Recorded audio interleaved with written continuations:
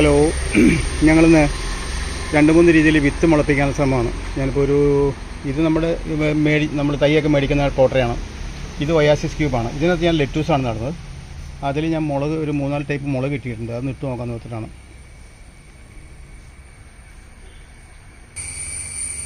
ഇത് ലെറ്റൂസിൻ്റെ വിത്ത് ഞാൻ ഓൺലൈനിൽ മേടിച്ചാണ്. ഇതും ലെറ്റൂസ് തന്നെയാണ്. എനിക്ക് ബോംബെയിൽ നിന്ന് എൻ്റെ ഒരു ഫ്രണ്ട് അയച്ചതാണ്. അതൊന്ന് ട്രൈ ചെയ്ത് നോക്കട്ടെ. ഭയങ്കര ബുദ്ധിമുട്ടാണ് ഇടാനായിട്ട്. ജീരകത്തിനേക്കാളും ചെറുതാണ്. ഇതിലിട്ടോ ലൈൻ പിടിച്ചിട്ടോ അതിൽ മറന്നു പോകും, തെറ്റിപ്പോവും.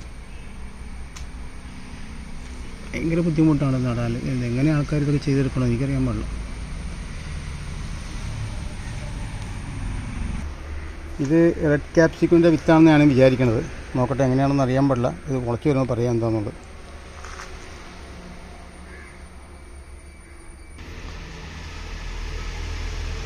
ഒരു സെൻറ്റിമീറ്ററെങ്കിലും ഇറക്കി വെക്കണം എന്നാണ് നമ്മുടെ ഒയാസിസ് ക്യൂബിൽ, എന്നാലാണ് മുളയ്ക്കുള്ളതെന്നാണ് പറയണത്. എന്തായാലും നമ്മളൊന്ന് ഇറക്കിയൊക്കെ നോക്കാം കേട്ടോ. എന്തായാലും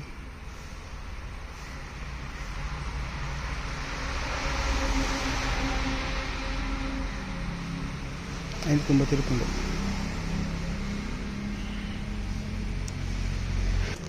നമ്മൾ വിത്ത് മുഴുവൻ ഇട്ട് കഴിഞ്ഞു. ഇതിപ്പോൾ നമുക്കൊന്ന് ഫ്രണ്ടിൽ നിന്ന് ഡ്രസ്സ് ചെയ്യാൻ വേണ്ടിയുള്ള പരിപാടിയാണ്. ഇതൊരു കുപ്പിയുടെ അടപ്പെടുക്കുക, ഇതിങ്ങനെ പ്രസ് ചെയ്യാം.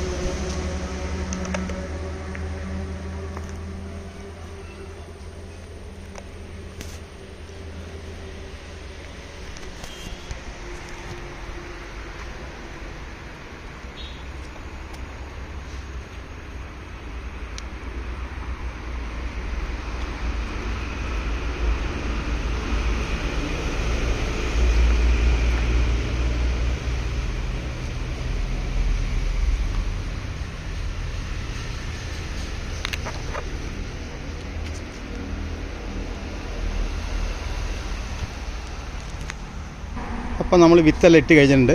അത് കഴിഞ്ഞിട്ട് കുപ്പി അടപ്പ് വെച്ച് പ്രസ് ചെയ്ത് എല്ലാം ലെവലാക്കിയിട്ട് ഇതിനകത്ത് നമ്മൾ ഒയാസിസ് ക്യൂബിൽ നമ്മൾ ലെറ്റൂസും ഒക്കെയാണ് ഇട്ടിരിക്കുന്നത്.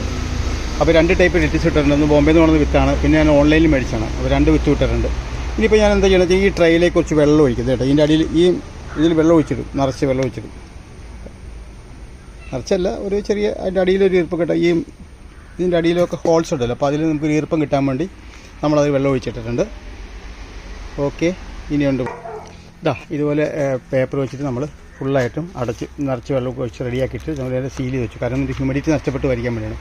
അതായത് വിത്ത് മുളയ്ക്കണമെങ്കിൽ നല്ല ഹ്യൂമിഡിറ്റി വേണം. അപ്പോൾ അതുകൊണ്ടാണ് നമ്മൾ ഇതുപോലെ അടച്ച് നല്ല കെട്ടി വെച്ചിരിക്കുന്നത്.